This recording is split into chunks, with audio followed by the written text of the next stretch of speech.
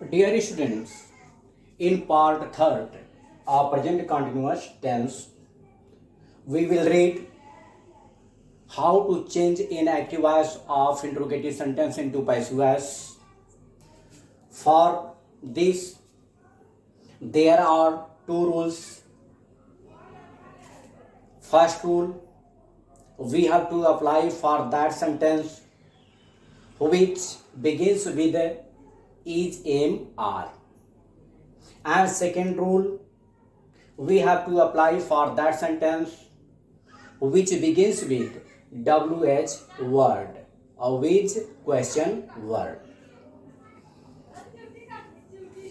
अर्थात कहने का मतलब ये है डियर स्टूडेंट्स कि इस इंट्रोगेटिव सेंटेंस में आपके दो प्रकार के सेंटेंस जाते हैं। एक सेंटेंस वह जो आपका हेल्पिंग वर्ब से प्रारंभ होता है, दूसरा सेंटेंस वह जो आपका WH वर्ड से शुरू होता है।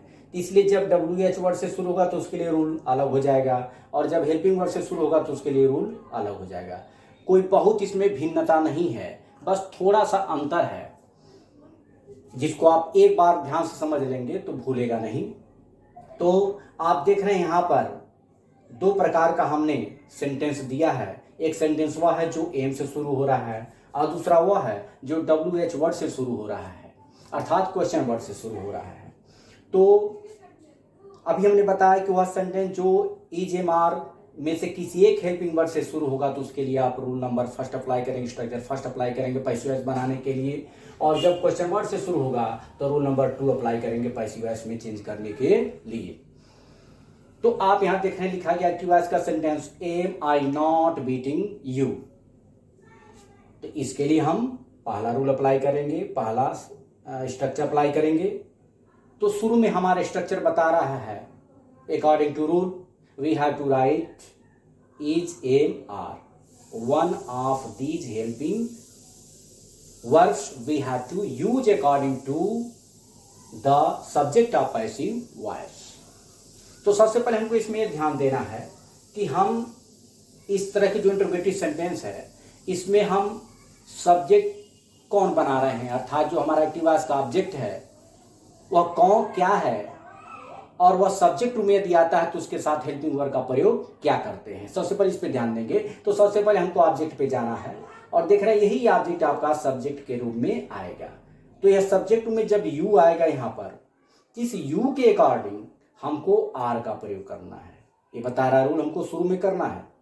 तो शुरू में नहीं कि आप जो चाहेंगे वो लिख देंगे आंख बंद करके, आपको सीधे पहले यहाँ आना है और माइंड में कर लेना है कि यह ऑब्जेक्ट है जो यहाँ यदि सब्जेक्ट में जाता है तो उसका हेल्पिंग वर्ब क्या आएगा। तो यदि यू है यहाँ सब्जेक्ट में आता है तो उसका हेल्पिंग वर्ब आर आएगा। तो इसके अकॉर्डिंग आर लिखा गया और सब्जेक्ट वही ऑब्जेक्ट को यू बनाया गया है जो सब्जेक्ट रूप में है। उसके बाद हमको प्रयोग करना है नॉट का। नॉट है तो नॉट का प्रयोग करेंगे। उस पर रूल बता रहा है हमको बीइंग का प्रयोग करना है तो बीइंग का प्रयोग किया गया है। उस पर रूल बता रहा है कि हमको third form of the verb का प्रयोग करना है जो हमारा यहाँ पर बीट है फर्स्ट फॉर्म और इसका थर्ड फॉर्म होता है बीटेन। तो थर्ड फॉर्म बीटेन लिखें यहाँ पर। उसके बाद बाय का प्रयोग करेंगे, बाय का प्रयोग किया गया है। उसके बाद ऑब्जेक्ट का प्रयोग करेंगे जो इस एक्टिव वॉइस का सब्जेक्ट होता है जिसको हमको ऑब्जेक्टिव केस में लिखना होता है और आई का ऑब्जेक्टिव केस मी होता है। इसलिए आपका यह हो गया passive voice are you not being beaten by me. अब आगे देखते हैं यदि आपका कोई एक्टिव वॉइस का सेंटेंस क्वेश्चन वर्ड से शुरू होता है as you are saying here for an example when is she eating a mango. तो इसको बनाना है तो आपका जो क्वेश्चन वर्ड है वह जहां है वहीं रहेगा, वह जहां है जिस रूप में है जैसे है वैसे लिखा गया है वैसे उसको हमको लिखना है। तो हम यहाँ पर क्वेश्चन वर्ड लिखेंगे according to rule number 2 WH word that is when. तो I have written here when and objective case of active voice is a mango जिसको हम सब्जेक्टिव केस में ले रहे हैं, सब्जेक्ट के रूप में ले रहे हैं। तब मैंगो आएगा, तब मैंगो आएगा तो इसके अकॉर्डिंग इज का प्रयोग करेंगे तो इज ए मैंगो हो गया। उसके बाद हमको नॉट का प्रयोग करना, रूल बता रहा है हमको नॉट का प्रयोग करना है। तो डियर स्टूडेंट्स एक बात आप जानेंगे, यदि आपके इस इंट्रोगेटिव सेंटेंस में चाहे वो आपका हेल्पिंग वर्ड से शुरू हो रहा हो चाहे आपका क्वेश्चन वर्ड से शुरू हो रहा हो, यदि उसमें नॉट नहीं है तो नॉट नहीं है तो नॉट को आपको छोड़ देना है। जैसे यह जिसमें नॉट रहता तो हम रूल बता रहा है सब्जेक्ट में नॉट लिखेंगे तो यहाँ नॉट हमको लिखना पड़ता है। तो चूंकि इसमें नॉट नहीं है तो ये नहीं कि आप भ्रमित हो जाएंगे, नॉट नहीं है तो नॉट हमको नहीं लिखना, इसको छोड़ करके हम आगे आ जाएंगे। तो हमारा कह रहा है बीइंग लिखेंगे तो हमने बीइंग लिखा। उसके बाद third form of the verb लिखना है, ईट, एट, ईटेन, ईटेन लिखा गया। उसके बाद बाय का प्रयोग करेंगे, बाय लिखा गया। उसके बाद ऑब्जेक्ट लिखना है तो सी का ऑब्जेक्ट होता है हर, ये हो गया हर। और अंत में नोट ऑफ इंट्रोगेशन लगाना नहीं भूलेंगे।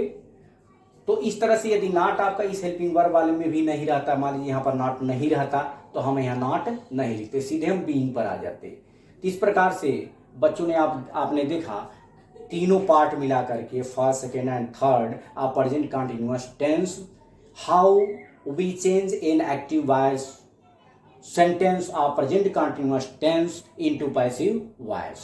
That's all. Thank you.